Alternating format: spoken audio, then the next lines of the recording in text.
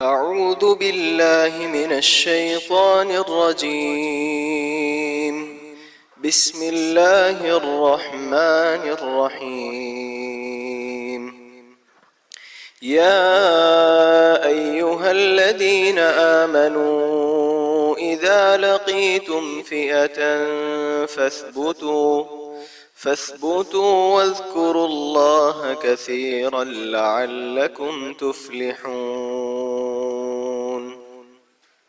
وأطيعوا الله ورسوله ولا تنازعوا فتفشلوا وتذهب ريحكم واصبروا إن الله مع الصابرين. صدق الله العظيم. دو آیتیں ہیں.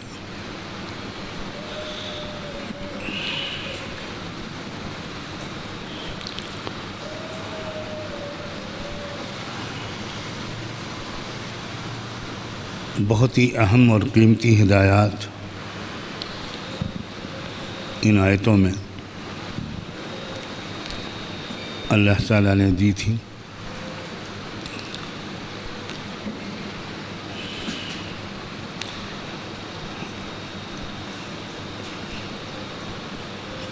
آج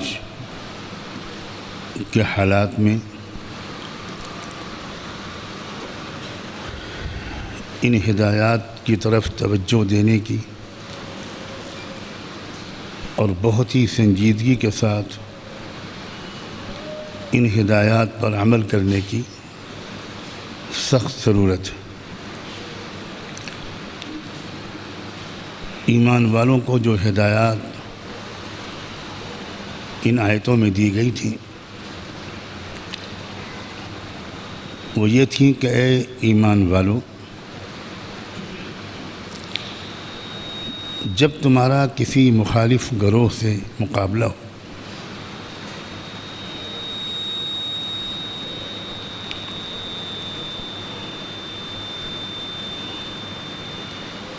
ایمان کے مخالف گروہ سے جب کبھی تمہارا مقابلہ ہو تو ایک تو یہ کہ مضبوطی کے ساتھ ثابت قدم رہنا. فاثبتوا واذکروا اللہ کثیرا. دوسری بات یہ کہ بہت کثرت سے اللہ کا ذکر کرتے رہنا، اللہ کو یاد کرتے رہنا. لعلکم تفلحون. اگر تم نے ان ہدایتوں پر عمل کیا تو تم یقیناً کامیاب ہوگے، تم مقابلے میں کامیاب ہوگے، تم غالب رہوگے. تمہارے دشمن کامیاب نہیں ہو پائیں گے. وَأَطِيعُوا اللَّهَ وَرَسُولَهُ. اور زندگی کے ہر معاملے میں اللہ اور اس کے رسول کی کہنا مان کر چلنا.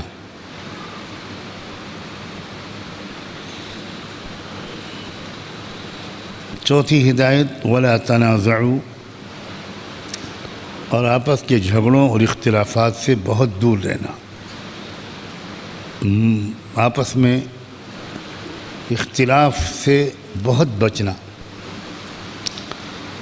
اگر تم متحد نہ رہے اور تمہارے درمیان آپس میں تفرقہ، انتشار اور اختلاف پیدا ہوا تو اس سے تمہاری حوصلے پست ہو جائیں گے، تم اندر سے ٹوٹ جاؤ گے اور تمہاری ہوا اکھڑ جائے گی. کسی پر تمہارا رعب باقی نہیں رہے گا.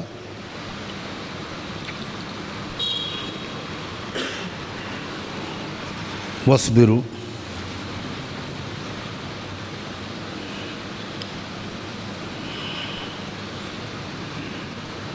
پانچویں ہدایت اور جو بھی تکلیفیں آئیں انہیں برداشت کرنا. ان اللہ مع الصابرین. جن لوگوں کے اندر برداشت کی طاقت ہوتی ہے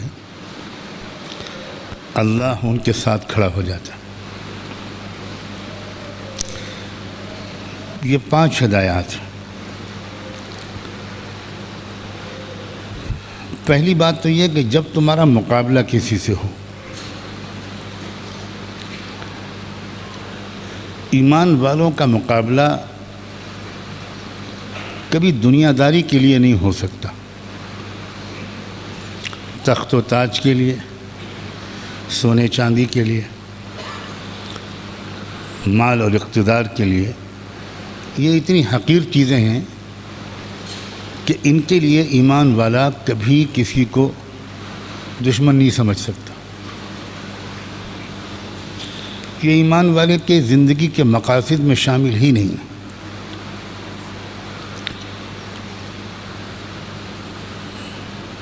جس طرح شہر میں اچھے خاندانوں کے بچے گائے بھینس کے گوبر پر نہیں لڑتے، یہ دیہات کے ان پڑھ گھرانوں کے غریب گھرانوں کے بچے لڑ سکتے ہیں گائے بھینس کے گوبر پر، ویسے ہی ایمان والا دنیا کی حقیر متاع پر کبھی لڑ نہیں سکتا.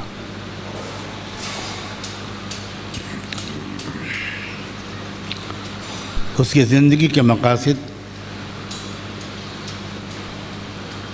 بالکل بہت بلند اور کچھ اور ہیں.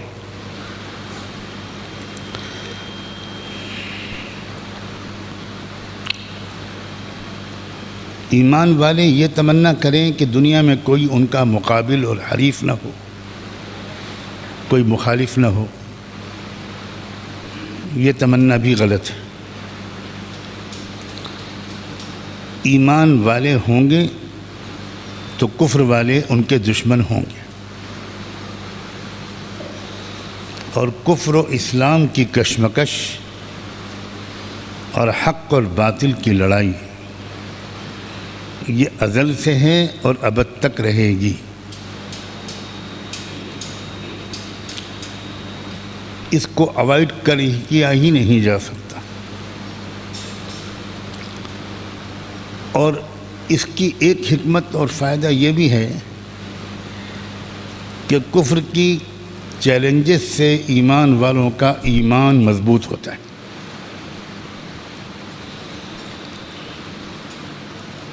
ہمارے دور میں اکثر ایمان والوں کو اس بات کا شعور ہی نہیں ہے کہ ہمارا کوئی دشمن بھی ہے. اس لیے دلوں کے اندر وہ جذبات جو ہونے چاہیے اکثر و بیشتر ایمان والوں کے دلوں میں نہیں. ایمان والوں کے دلوں میں جہاں انسانیت کی محبت ہونا ضروری ہے، جہاں غریبوں کا درد ہونا ضروری ہے، جہاں نفرت کے جواب محبت سے دینے کا سلیقہ ضروری ہے اور حوصلہ ضروری ہے، جہاں ایمان والوں کے اخلاق بہت اچھے اور بلند ہونے چاہیے، جہاں اخلاق والوں کو برائی کا بدلہ بھلائی سے دینے کی ہمت اور استعداد و صلاحیت بھی ہونی چاہیے، وہیں ایمان والوں کے اندر بہادری بھی ہونی چاہیے. غیرت اور حمیت لکھ رہے تھے، اب تو بات سن لو. میں کتنی اہم بات کس حالت میں بیٹھ کر کہہ رہا ہوں، اور کوئی ادھر دیکھ رہا ہے کوئی ادھر دیکھ رہا ہے.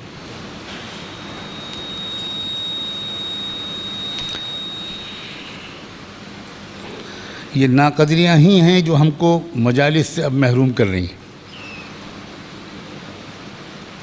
ہمارا حال یہ ہے کہ ہم زیادہ تر تذکرہ سنتے ہیں پیام انسانیت کا. اسلام دین رحمت ہے، اسلام انسانیت سے محبت سکھاتا ہے، بالکل درست ہے یہ بات، 200% درست ہے۔ اسلام اخلاق سکھاتا ہے، اسلام معاف کرنے کا حوصلہ دیتا ہے، مکارم اخلاق کی تعلیم دیتا ہے۔ لیکن یاد رکھیں، اخلاق نرم بھی ہوتے ہیں اور گرم بھی ہوتے ہیں۔ اردو میں اخلاق صرف نرم اخلاق کو کہنے لگے، عربی میں اخلاق صرف نرم اخلاق کو نہیں کہتے۔ کم سے کم ہمارے علماء اور طلباء تو اس فرق کو سمجھیں۔ وہ انسان جس میں سخاوت بھی ہو، ہمدردی بھی ہو، ان غریبوں کا درد بھی ہو،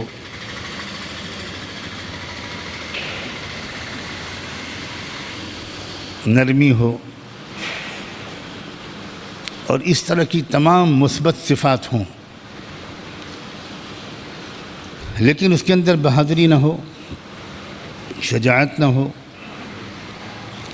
حق پر ڈٹے رہنے کا مزاج نہ ہو، ظالم کی کلائی موڑ دینے کا حوصلہ نہ ہو، بہادری کے ساتھ ظلم کا مقابلہ کرنے کا جذبہ نہ ہو، ذرا سی خطرے کی گھنٹی پر وہ گھبرا جائے، چپ ہو جائے، بہانے تلاش کرے، راہ فرار اختیار کرے، ایسے انسان کو کامل مومن نہیں کہہ سکتے۔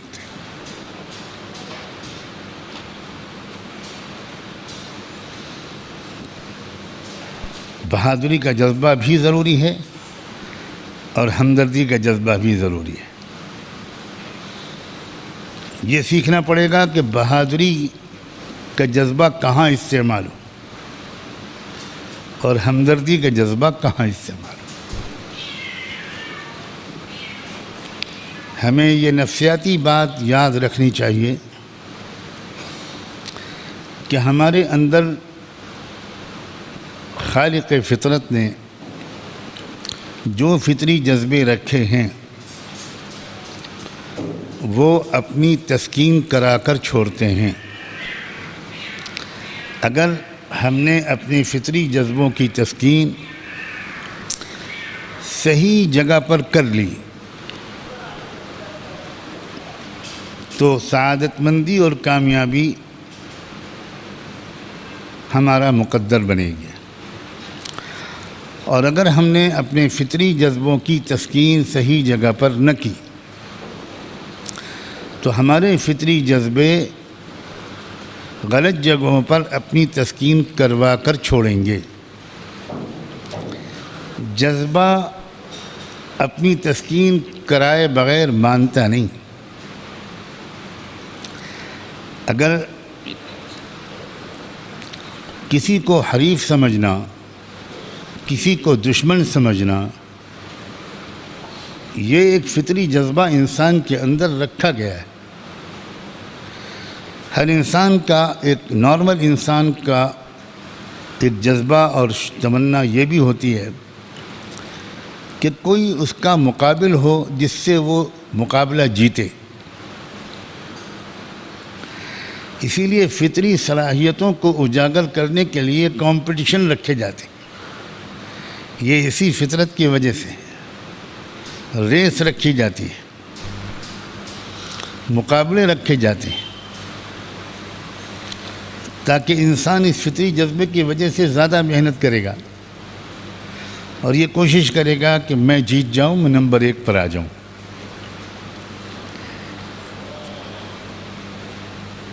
اسلام دین فطرت ہے،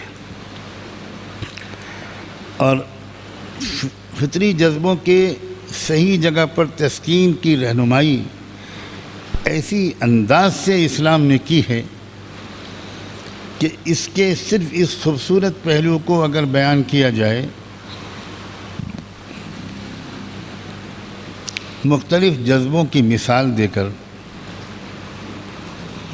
تو گھنٹوں نہیں ہفتے بھی کم پڑ جائیں گے۔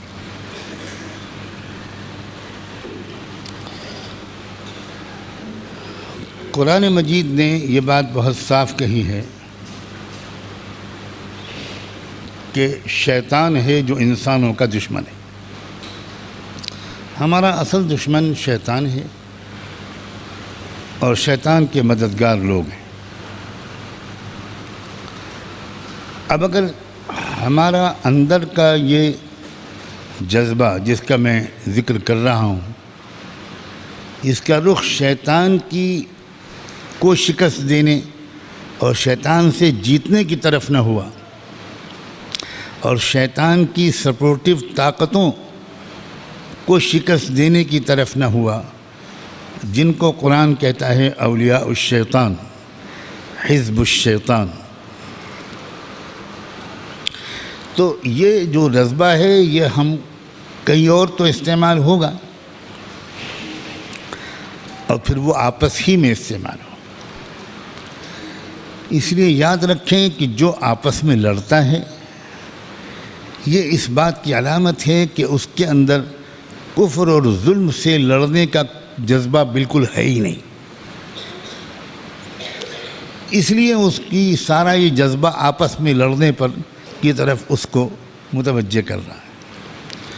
اور یہ بھی یاد رکھیں کہ جس کے دل میں کفر اور ظلم سے لڑنے کا جذبہ ہوگا وہ کبھی آپس میں نہیں لڑے گا. ہزار اس کو اکسایا جائے، ہزار اس کو اشتعال دلایا جائے، ہزار اس کو الجھایا جائے، لیکن وہ کسی قیمت پر الجھنے پر تیار نہیں ہو. اس کا رخ ایک ہی طرف رہے گا، اس کے جذبات کا رخ ایک ہی طرف رہے گا، اس کی کوششوں کا رخ ایک ہی طرف رہے گا. یا ایھا الذین آمنوا اذا لقیتم فئۃ، جب تمہارا مقابلہ کسی گروہ سے ہو، فاثبتوا، تو گھبرا مت جانا، ڈر مت جانا، وسوسوں میں مبتلا مت ہونا، پیچھے مت ہٹنا، شکست تسلیم مت کرنا، ڈٹ جانا اور جم جانا. فاثبتوا،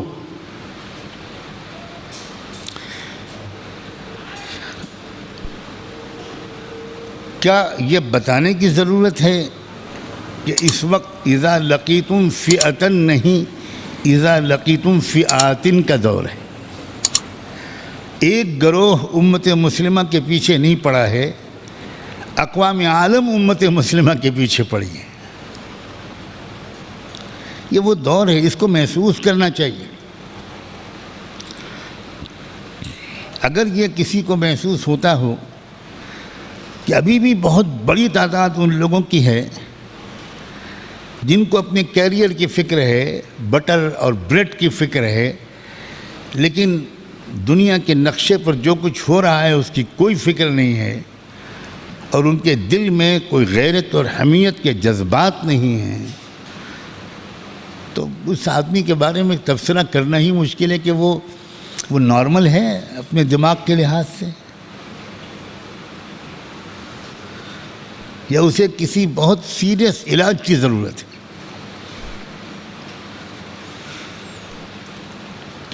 ایک ہدایت یہ ہے کہ مقابلے کے وقت میں تم کو جمنا ہے، ذرا ذرا پیچھے ہٹتے چلے جانا، پیچھے ہٹتے چلے جانا، ہر مانگ کو منظور کر لینا، ہر مطالبے پر راضی ہو جانا. یہ طریقہ بالکل اس کے خلاف ہے جو قرآن نے ہمیں سکھایا ہے اور جس طریقے میں کامیابی کی ضمانت ہے. کامیابی کی ضمانت استقامت میں ہے، اصولوں پر کوئی سمجھوتا نہ کرنے میں. ایسے ہی سمجھوتے کی پیشکش کی جاتی تھی، طرح طرح کی تجویزیں رحمت دو عالم صلی اللہ علیہ وآلہ وسلم کی خدمت میں پیش کی جاتی تھی اور گویا بارگیننگ کی جاتی تھی. وَدُّوا لَوْ تُدْهِنُ فَيُدْهِنُونَ، یہ لوگ یہ چاہتے ہیں کہ تھوڑا آپ نرم پڑ جائیں تو یہ لوگ بھی نرم پڑ جائیں گے۔ واہ قرآن، آپ قومی یکجہتی منظور کر لیں، میرے اشارے کو سمجھنا، تو یہ بھی پھر آپ کو نہیں ستائیں گے۔ کیا واہیات الفاظ ہیں، ان الفاظ سے بدبو آتی، کراہیت محسوس ہوتی۔ کفر و ایمان کے درمیان قومی یکجہتی،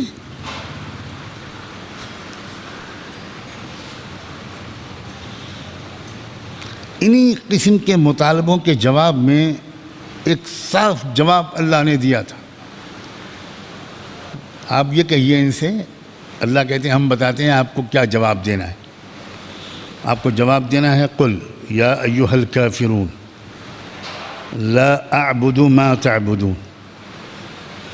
عجیب بات ہے، یہاں یہ نہیں کہا یا ایھا الناس، یا ایھا الکافرون۔ کیا ٹیمپریچر ہے، کیا درجہ حرارت ہے ان الفاظ کا، سلگتے ہوئے انگارے کے ہاتھ رکھتے ہوئے ڈر لگتا ہے۔ یا ایھا الکافرون، او کافرو، لا اعبد ما تعبدون، جن چیزوں کی تم پوجا کرتے ہو میں ان کی بندگی ہرگز نہیں کروں گا۔ ولا انا عابد ما عبدتم، دوبارہ دہرایا، صیغہ بدل کے دہرایا، بات لمبی ہو جائے گی۔ ولا انتم عابدون ما اعبد، کیا قومی یکجہتی بھائی؟ میں پھر کہتا ہوں، خدمت خلق، انسانیت کی محبت، غریبوں کا درد، شرافت، حسن اخلاق، عفو و درگزر، بردباری اور ان جیسے سینکڑوں اخلاق۔ اللہ کے رسول کی جب قرآن مجید میں اللہ نے تعریف کی تو فرمایا انک لعلی خلق عظیم، تمہارے اخلاق بہت بلند اور عظمتوں والے ہیں۔ عربی میں بھی کسی کے اچھے اخلاق کی اگر تعریف کرنی ہوتی ہے تو خلق عظیم نہیں کہتے، خلق کریم کہتے ہیں۔ ہمارے اردو میں بھی فلاں صاحب کے اخلاق بڑے کریمانہ ہیں، یہ نہیں کہتے کہ فلاں صاحب کے اخلاق بہت عظیم ہیں، کیونکہ کریمانہ اخلاق میں ایک ہی پہلو پر زیادہ زور ہے، اور اللہ کے رسول کی تعریف اللہ تعالیٰ ادھوری نہیں کرنا چاہتے تھے کہ محمد تمہارے اندر شرافت بہت ہے، تم رحمت للعالمین ہو، تم مکارم اخلاق کے مجسمہ ہو، تم بہت معاف کرنے والے ہو۔ بے شک آسمان کے نیچے اتنے بلند اخلاق کریمانہ والا کوئی اور بشر نہ پیدا ہوا ہے نہ پیدا ہوگا، مگر ساتھ ہی ساتھ اللہ کے رسول بہادر بھی تھے۔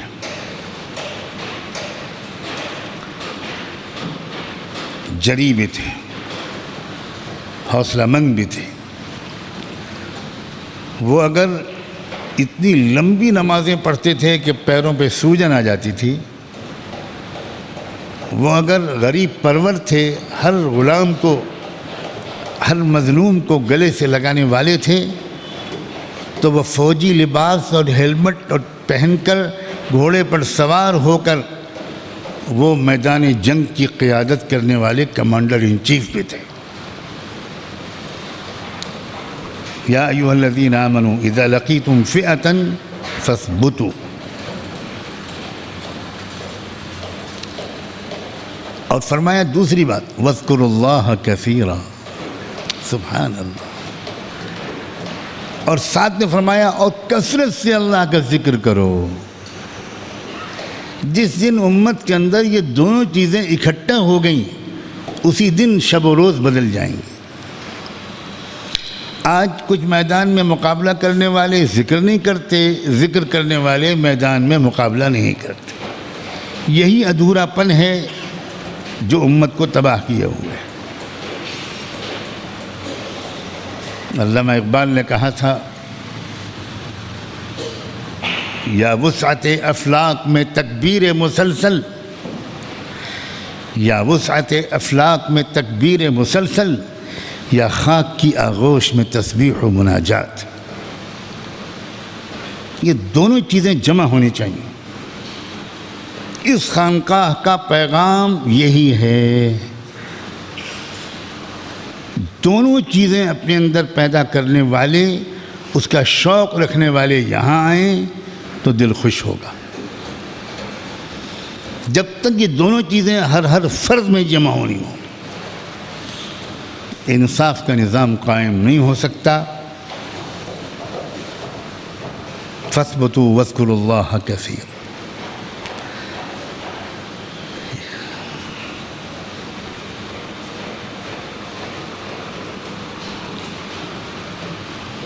ڈٹے رہنے اور مقابلے کے میدان میں جمے رہنے کے لیے دل کا جمع رہنا، دل کا سکون و اطمینان ضروری ہے۔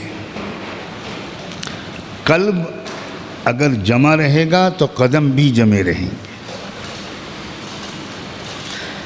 قلب اگر ڈاواڈول ہے تو قدم نہیں جم سکتے۔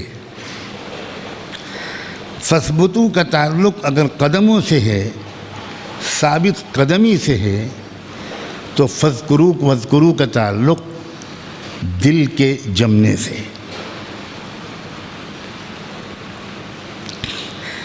جیسے ہی خطروں اور حملوں کے اور مقابلے کے وقت میں انسان اس ذات کو یاد کرتا ہے جس کی قدرت میں سب کچھ ہے، تو اس کے اندر سے دشمن کا سارا رعب نکل جاتا، خوف نکل جاتا۔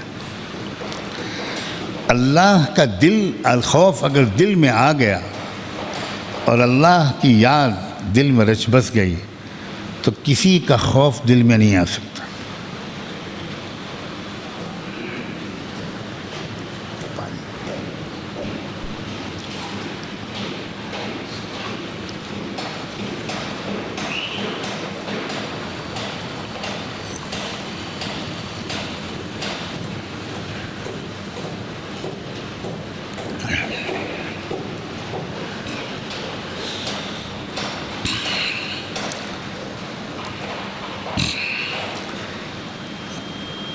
اسباب اختیار کرنے کی بھی تاکید ہے اور اللہ کی طرف رجوع، ذکر اور دعا کی بھی تاکید ہے۔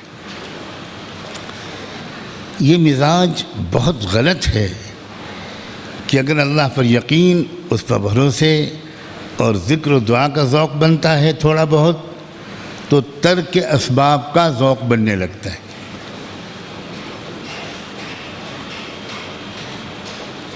اور اگر اسباب اختیار کرنے کی اہمیت کا احساس ہوتا ہے اور ہر لحاظ سے تیاری رکھو، معاشی اعتبار سے مضبوط کرو اپنے آپ کو، تعلیمی اعتبار سے اپنے کو مضبوط کرو، وغیرہ وغیرہ، تو پھر ذکر و مناجات اور دعا اور اللہ سے تعلق کی اہمیت ہمارے ذہنوں میں گھٹنے لگتی۔ اس ادھورے پن کو دور کر لینے کا وقت آ گیا۔ اور پھر فرمایا وَاذْكُرُوا اللَّهَ كَثِيرًا، بہت زیادہ اللہ کو یاد کرو۔ اگر آپ اپنی بیوی سے کہیں جو کہیں دور ہو کہ بھئی میں ہفتے میں ایک بار تو مجھے بہت یاد آتی ہو، تو انشاءاللہ اب آگے میں کیا کہوں، وہ اپنے لیے دوسرا شوہر تلاش کرنا ایمانداری سے شروع کرے گی، اور میری دعائیں تو اسی کے ساتھ ہوں گی۔ اگر آپ فرمائیں کہ بھئی تم madam I love you 24 hours میں تم کو 24 سیکنڈ بہت یاد کرتا ہوں، تو ایسا کھانا پکا کے کھلائے گی کہ آپ ٹوائلٹ سے نکل ہی نہیں پائیں گے زندہ۔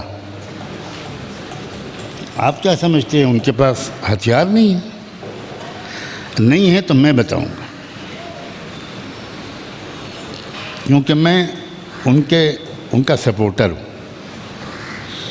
جو صرف 24 سیکنڈ یاد کرے اس کا پہلا دایاں ہاتھ کاٹا جائے، پھر بایاں پیر کاٹا جائے۔ ہم لوگ 24 گھنٹے میں آدھا گھنٹہ نماز میں لگاتے ہیں اور کہتے ہیں وہ ہو گیا کب؟ اذکروا اللہ کثیرا، میدان جنگ میں یہ ہدایت دی جا رہی ہے، ہم سے اپنے کمروں اور خانقاہوں میں ذکر نہیں ہوتا، اور اللہ فرما رہا ہے مقابلے کے وقت میں مضبوطی سے جمے بھی رہنا اور کثرت سے مجھے یاد بھی کرتے رہنا۔ واہ واہ واہ واہ! جو لوگ مقابلے کے وقت میں ان دونوں ہدایتوں پر عمل کریں گے، دنیا کی کوئی طاقت ان پر غالب نہیں آ سکتی۔ آزما کر دیکھ لو۔ وَاذْكُرُوا اللَّهَ كَثِيرًا۔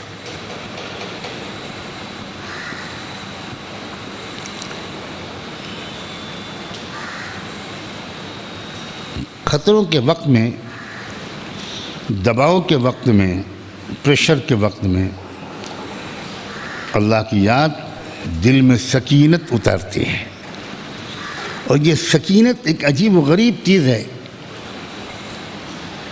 کہ جن خطروں کے احساس سے لوگ تھر تھر کانپ رہے ہوتے ہیں، انہی خطروں کے درمیان سکینت والا انسان نہایت مضبوط حوصلے کے ساتھ ڈٹا ہوا ہوتا ہے۔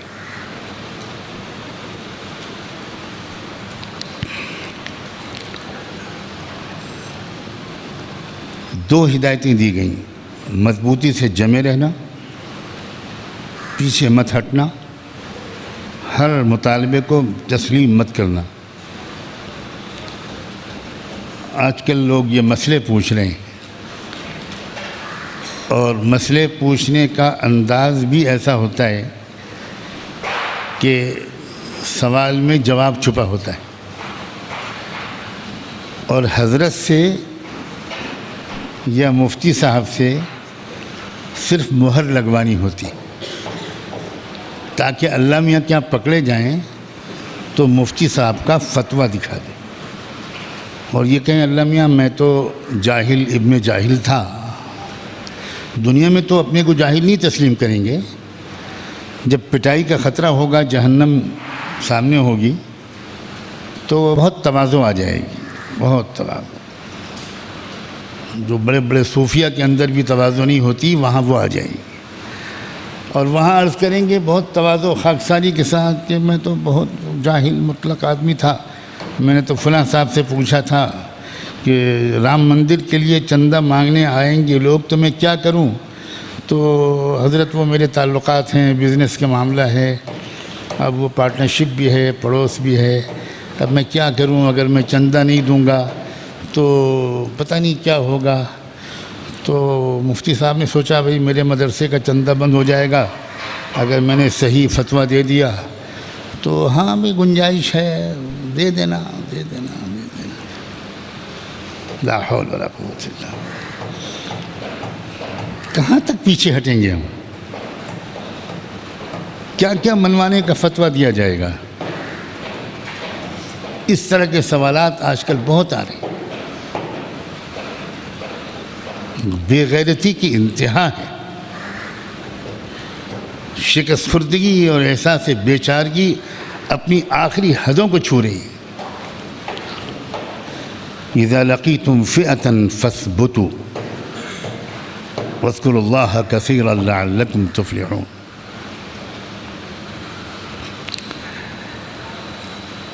اللہ کا ذکر تم اس طرح کرو کہ کسی ناہنجار کو تم سے یہ کہنے کی جرات ہی نہ ہو،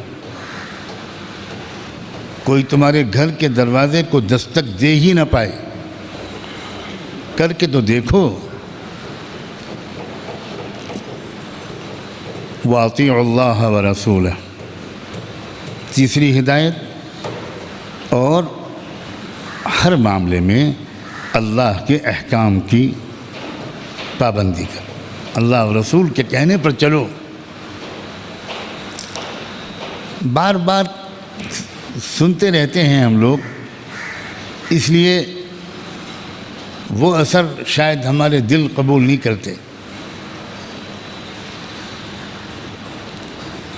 جو انسان کوشش کرتا ہے کہ ہر کام شریعت کے حکم کے مطابق کرے، اس انسان کے اندر بزدلی نہیں آ سکتی۔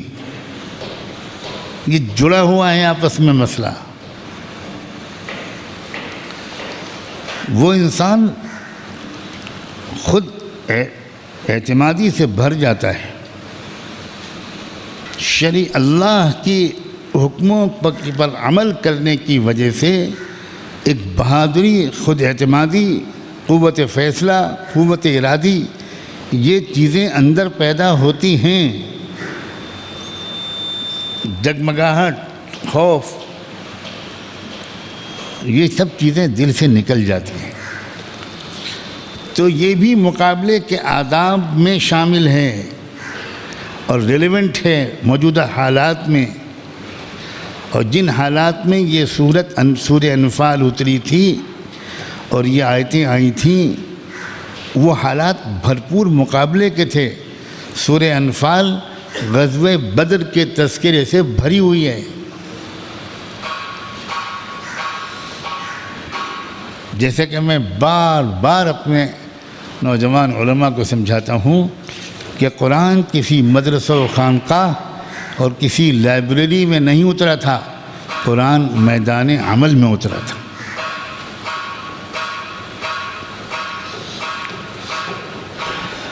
چوتھی ہدایت دی گئی، وَلَا تَنَازَعُوا فَتَفْشَلُوا، اور آپس میں جھگڑو مت۔ آپس کے جھگڑے سے دو نقصان ہوں گے۔ ایک، تمہارے اندر حوصلہ پست ہو جائے گا، ہمت پست ہو جائے گی، نفسیاتی طور پر تم شکست کھا جاؤ گے، اور اصل شکست و فتح نفسیاتی ہوتی ہے۔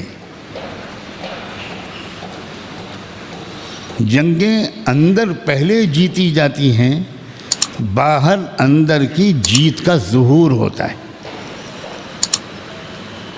کوئی قوم اندر سے ہار جائے وہ باہر نہیں جیت سکتی، اور جو اندر سے جیتی ہوئی ہو وہ باہر نہیں ہار سکتے۔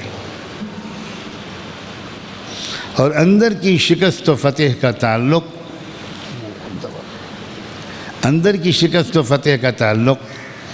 تعداد سے، ہتھیاروں سے، ساز و سامان سے نہیں ہے۔ اندر کی شکست و فتح کا تعلق نفسیاتی کیفیت سے، اور نفسیاتی کیفیت کا تعلق ایمان و یقین کی مقدار سے ہے، ایمان و یقین کی سطح سے۔ اگر تم آپس میں جھگڑے تو اندر سے ٹوٹ جاؤ گے، تم ہمتیں پست ہو جائیں۔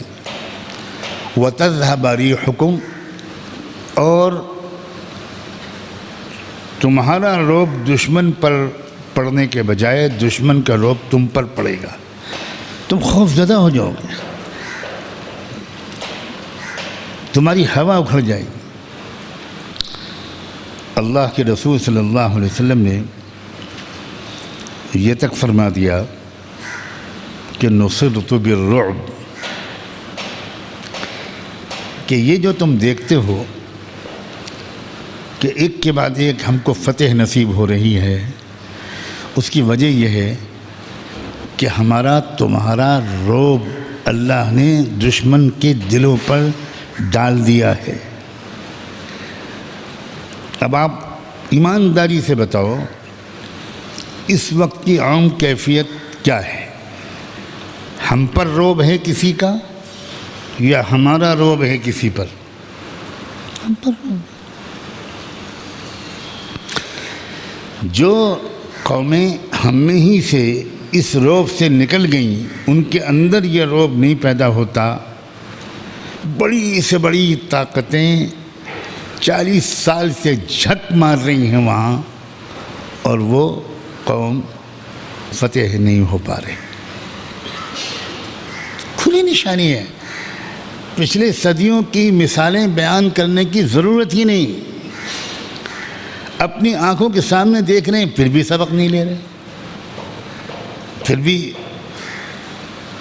ہمارے اندر حوصلے اور ہمت نہیں پیدا ہو رہے، اور ہم بس یہی تسلیم کیے ہوئے ہیں کہ ہم اقلیت ہیں، اقلیت ہیں، اقلیت ہیں۔ صحابہ اقلیت تھے کہ اکثریت؟ صلاح الدین ایوبی اقلیت تھے کہ اکثریت؟ طارق بن زیاد اقلیت تھی کہ اکثریت؟ محمد الفاتح اقلیت تھے کہ اکثریت؟ کمال ہے۔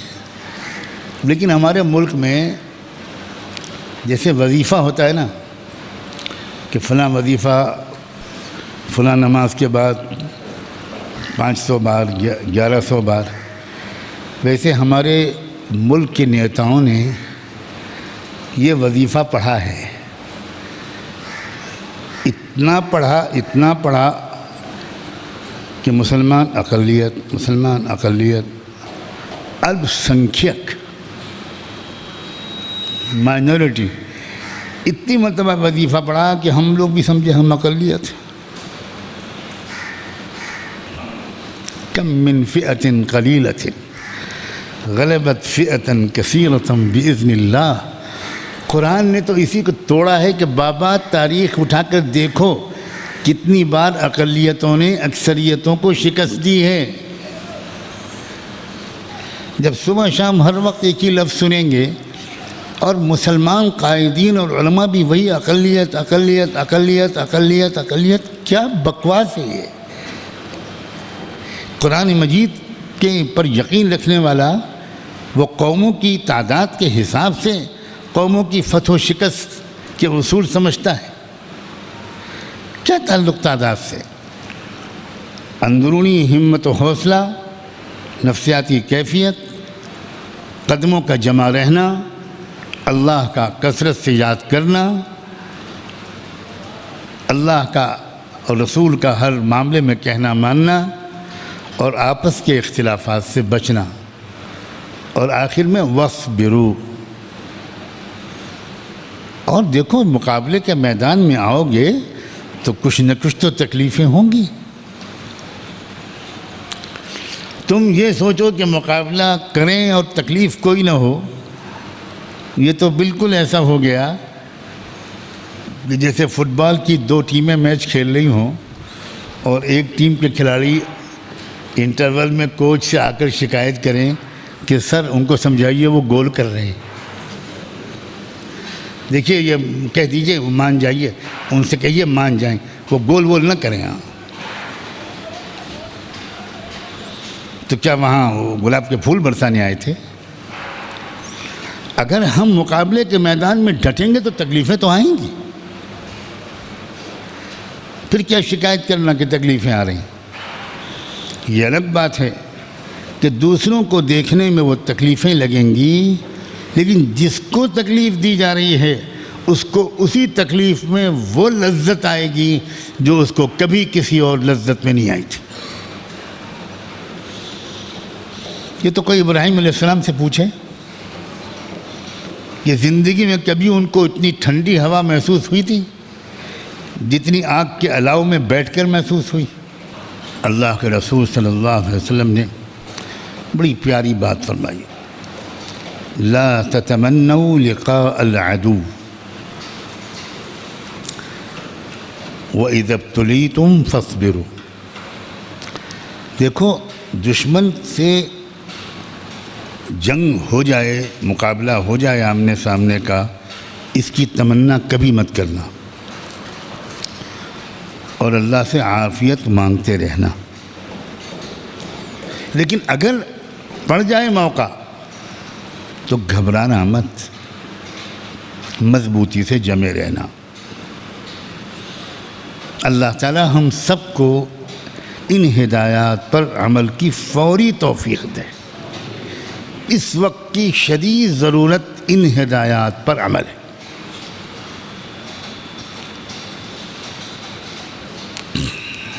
کفر کی دنیا کفر کی بنیاد پر ایک دوسرے کی حامی و مددگار بن چکی ہے۔ صاف لفظوں میں کہنے کی کوشش کرتا ہوں۔ کفر کی دنیا آپس کے سارے اختلافات کو ایک طرف رکھ کر وہ کفر کی بنیاد پر ایک دوسرے کو سپورٹ کرنے کا فیصلہ کر چکی ہے۔ والذین کفروا بعضهم اولیاء بعض،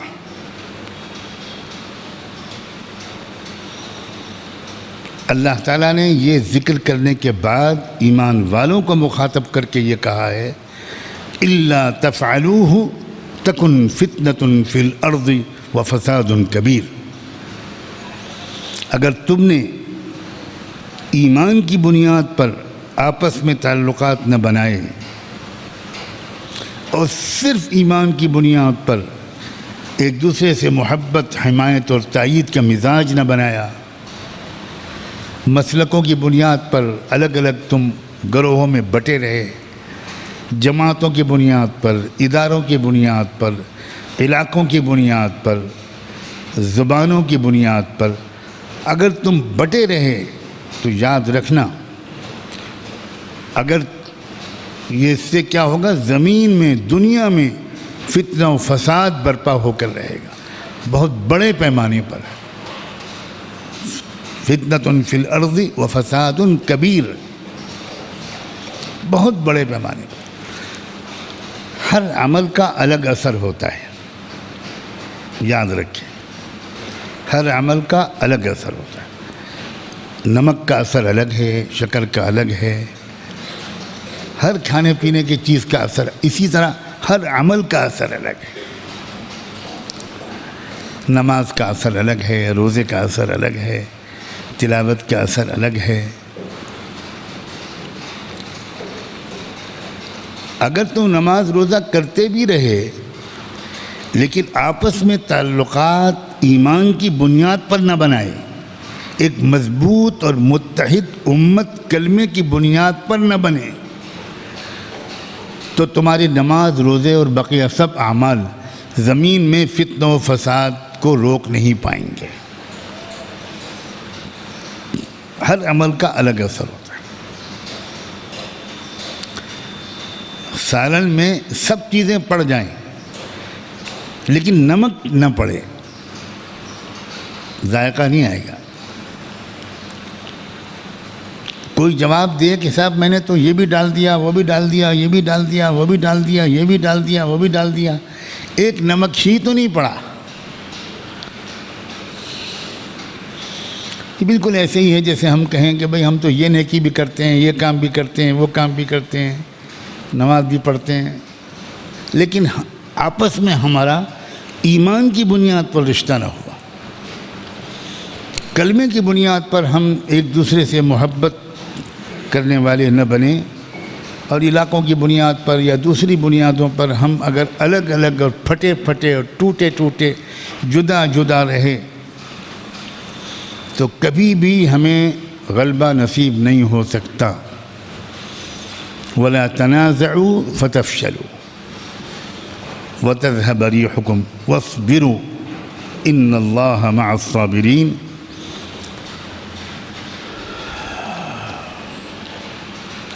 برداشت کرو،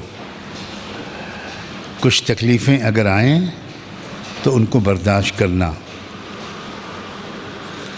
خطرے اگر آئیں درپیش ہوں تو ان کو برداشت کرنا، ہمت سے کام لینا۔ ان اللہ مع الصابرین، اللہ تعالیٰ کی مدد، معیت انہی لوگوں کو حاصل ہوتی ہے جو ناقابل برداشت چیزوں کو بھی برداشت کرنے کا حوصلہ اپنے اندر پیدا کر لیتے ہیں۔ انہی کو اللہ تعالیٰ انہی کی مدد کرتا ہے، انہی کو غلبہ نصیب فرماتا ہے، انہی کو کامیاب کرتا ہے۔ بس آج کی مجلس میں اتنا ہی، یہی 5 ہدایات، اس کو اپنا ایک لائحہ عمل بنائیے، اپنی شخصیت اور کردار کا اٹوٹ انگ بنائیے، لازمی اور بنیادی حصہ بنائیے، ہمیں محسوس ہونا چاہیے ہم میں سے ہر شخص کو کہ ہم میدان عمل میں ہیں اور مقابلے کے میدان میں ہیں۔ مقابلے کے میدان میں جس کو جو ڈیوٹی دی جائے وہ کرتا ہے، لیکن اس کو بھی یہ محسوس ہوتا رہتا ہے کہ میں بھی فوج کا ایک حصہ ہوں۔ وہ چاہے فوج کا کچن چلاتا ہوں، چاہے وہ فوج کی گاڑیوں کا ڈرائیور ہو، چاہے وہ فوج کا انجینئر ہو، چاہے وہ فوج کا ڈاکٹر ہو، لیکن وہ محسوس کرتا ہے کہ میں بھی اسی مقابلہ کرنے والی ٹیم کا حصہ ہوں۔ اس کو بھی پوری ٹریننگ ملتی ہے، اس کو بھی پوری تربیت ملتی ہے، اس کو بھی تمام عہدے ملتے ہیں، اعزاز ملتے ہیں۔ ہم سب کو یہ محسوس کرنا چاہیے اور دونوں پہلوؤں میں ہم کو ترقی کرنی ہوگی، خدمت خلق کے میدان میں، انسانیت کی محبت کے میدان میں، نفرتوں کا جواب محبت سے دینے کے میدان میں، پوری انسانی برادری سے، خاص طور پر اپنے ملک کے باشندوں سے غربت اور جہالت کی لعنتوں کو دور کرنے کے لیے منصوبہ بند کوششوں کے میدان میں، اس میں بھی ہم کو ترقی کرنی ہوگی، اور عزیمت، استقامت، بہادری، جرأت، غیرت و حمیت، ان سب پہلوؤں سے بھی ہمیں اپنے کو مضبوط بنانا ہوگا۔ دونوں پٹریوں پر جب گاڑی چلے گی تب انشاءاللہ ہم اپنی منزل تک پہنچیں گے۔ یہ بات امید ہے کہ آج کی اس گفتگو سے اچھی طرح واضح ہو گئی ہوگی۔ دونوں میں کوئی تضاد نہیں ہے، دونوں لازم ہیں، دونوں بالکل یکساں طور پر لازم ہیں۔ کوئی نہیں کہہ سکتا کہ یہ پہلو زیادہ اہم ہے اور وہ پہلو کم اہم ہے۔ دونوں برابر کی اہمیت کے حامل ہیں، دونوں کی طرف توجہ کرنی چاہیے اور دونوں میں ہم کو آگے بڑھنا ہوگا۔ اللہ تعالیٰ یہ تربیت سمجھداری کے ساتھ لینے کی ہمارے نوجوانوں کو خاص طور پر توفیق عطا فرمائے۔ وہ گرہ سے باندھ لیں کہ آج وضاحت کے ساتھ ایک بات آئی ہے اور ہم کو دونوں میدانوں میں آگے بڑھنا ہے، اللہ سے تعلق میں، ذوق عبودیت میں، ذوق دعا و مناجات میں بھی، ذوق ذکر میں بھی، خدمت خلق اور احترام انسانیت کے شعبے میں بھی، اور وقت ضرورت بہادری، حمیت، غیرت، جرأت، شجاعت و استقامت کے اعتبار سے بھی ہم سب کو آگے بڑھنا ہے۔ مردوں کو بھی آگے بڑھنا ہے، عورتوں کو بھی آگے بڑھنا ہے۔ بوقت ضرورت عورتوں نے بھی جرأت، شجاعت، استقامت کی جو تاریخ رقم کی ہے، اس میں تو کئی بار ایسا بھی ہوا کہ مردوں کے اکھڑتے ہوئے قدم عورتوں کی ہمت کی وجہ سے اکھڑنے سے بچ گئے اور مضبوطی کے ساتھ جم گئے۔ عورتوں کا اصل میدان گھر سے باہر نکل کر مقابلے کا میدان نہیں ہے۔ نارمل حالات میں عورتوں کا میدان باہر نکل کر مقابلے کے میدان میں مردوں کے شانہ بشانہ وہ سب کرنا جو مرد کرتے ہیں، یہ نارمل حالات میں نہیں ہے۔ لیکن جذبات اسی طرح کے بنے رہنے چاہیے تاکہ ایمرجنسی حالات میں جب ضرورت پڑے تو عورتیں بھی وہ کام کرنے کے لیے بالکل تیار رہیں، ذہنی اور نفسیاتی طور پر جیسے صحابیات نے بار بار کر کے دکھایا۔ یہ واضح سبق اور پیغام ہے، اللہ کرے دور تک پہنچے اور ہمارے دلوں کے اندر رچ بس جائے۔ وآخر دعوانا ان الحمد للہ رب العالمین، لا الہ الا انت نستغفرک ونتوب الیک، نستغفرك ونتوب إليك. اللهم صل على سيدنا محمد وعلى آل سيدنا محمد وبارك وسلم. اللهم صل على سيدنا محمد صلاة تنجينا بها من جميع الأهوال والآفات وتقضي لنا بها جميع الحاجات وتطهرنا بها من جميع السيئات وترفعنا بها أعلى الدرجات وتبلغنا بها أقصى الغايات من جميع الخيرات في الحياة وبعد الممات، إنك على كل شيء قدير. ربنا ظلمنا أنفسنا وإن لم تغفر لنا وترحمنا لنكونن من الخاسرين فلا تجعلنا من الخاسرين. اللہ ہم آپ کے بندے اور آپ کی بندیاں آپ کے حضور میں حاضر ہیں. اللہ ہم اقرار کرتے ہیں کہ جو موقع آپ نے ہم کو عنایت فرمائے، اگر ہم نے ان موقعوں سے فائدہ اٹھایا ہوتا تو آج ہمارا حال بہت بہتر ہوتا. اللہ ہمارے ایمان مضبوط ہوتا، ہماری نمازیں بہتر ہوتی، ہمارے اخلاق بہتر ہوتے، ہمارے جذبات بہتر ہوتے. لیکن ہم نے ان موقعوں سے کما حق ہو فائدہ نہیں اٹھایا. اس قصور کو آج معاف فرما دیجئے اور بقیہ زندگی میں بھرپور فائدہ اٹھانے کی ہم سب کو توفیق عطا فرما، ہم سب کو توفیق عطا فرما. اے رب کریم، ایک لمبے وقفے کے بعد آج ایک تھوڑی سی تعداد میں دوست جمع ہوئے ہیں. اے رب کریم، خیر کے ساتھ پورے عالم میں دین کی مجالس کو جاری رکھنے کا فیصلہ فرما دیجیے. اے اللہ ہمیں محروم نہ فرما، اللہ ہمیں محروم نہ فرما. سنا ہے کہ بیماری کی وجہ سے آکسیجن پھیپھڑوں کو نہیں ملتی، آکسیجن نہیں ملتی، آکسیجن کی کمی کی وجہ سے موت واقع ہو جاتی ہے. اللہ ہمارے دلوں کو، روح کو اگر ایمانی اور روحانی آکسیجن نہ ملی تو ہمارے دل مر جائیں گے، ہمارے دل مردہ ہو جائیں گے. اے رب کریم، اے اللہ ان آکسیجن کے مراکز کو اللہ ہمیشہ آکسیجن سپلائی کرتے رہنے والا بنائیے اور ہمیں بھرپور قدر و استفادے کی توفیق عطا فرما، بھرپور قدر و استفادے کی توفیق عطا فرما. اے رب کریم، آپ کے اسماء حسنہ اور مبارک صفات کا واسطہ دے کر آج آپ سے معافی مانگنے آئے ہیں، تقوی مانگنے آئے ہیں، اپنی اصلاح کی بھیک مانگنے آئے ہیں، عفو و درگزر کی بھیک مانگنے آئے ہیں.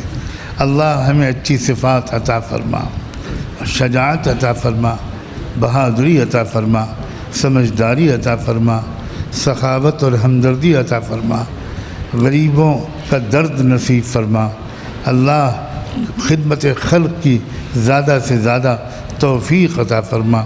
اے اللہ نرمی کے وقت میں ہم سے زیادہ نرم کوئی اور نہ ہو، اور سختی کے وقت میں ہم سے زیادہ سخت کوئی اور نہ ہو. ایسی جامع شان ہمیں عطا فرما، ایسی بھرپور صفات ہمیں نصیب فرما. اے رب کریم، اس چھوٹی سی جگہ کو اللہ اپنے فضل سے قبول خاص عطا فرما. نئی نسل کی اور پوری ملت کی صحیح اور کامیاب تعلیم و تربیت کا اس کو مرکز بنا دیجئے، اس کو مرکز بنا دیجئے. مخلص اور باصلاحیت افراد کو اللہ اپنی طرف اپنے فضل سے اس کی طرف متوجہ فرما دیجئے. اے اللہ جو عمارتیں تعمیر ہو رہی ہیں ان کی تعمیر کو آسان فرما، اللہ ان کی تعمیر کو آسان فرما. اسباب و وسائل جمع فرما، اسباب و وسائل کو مہیا فرما. سہولت اور آسانی کے ساتھ پاکیزہ اسباب عطا فرما. اے رب کریم، اپنے کرم سے ہماری ٹوٹی پھوٹی دعاؤں کو قبول فرما. اے اللہ جن مرحومین کے لیے دعائے مغفرت کا اعلان کیا گیا، اللہ ان کی مغفرت فرما، اللہ ان کی مغفرت فرما، اللہ ان کی مغفرت فرما، اعلیٰ درجات نصیب فرما. اے رب کریم، اس خاص طور پر عرصے میں وبا کا شکار ہو کر آپ کے جتنے بندے اور بندیاں ایمان کا کوئی ذرہ لے کر آپ کے حضور میں حاضر ہوئے، اے رب کریم ان کی بھرپور مغفرت فرما، ان کو شہادت کا درجہ عطا فرما، اور اے اللہ جو بیمار ہیں ان کو صحت یاب فرما، جو بیمار ہیں ان کو صحت یاب فرما، اے اللہ عافیت نصیب فرما، عافیت نصیب فرما، عافیت نصیب فرما۔ اور آپ کی جن ہدایات کا آج مذاکرہ ہوا ہے، خاص طور پر ان کو یاد رکھنے اور ان پر عمل کرنے کی توفیق عطا فرما۔ وصلی اللہ تعالی علی خیر خلقہ سیدنا محمد وعلی آلہ وصحبہ اجمعین برحمتک یا ارحم الراحمین۔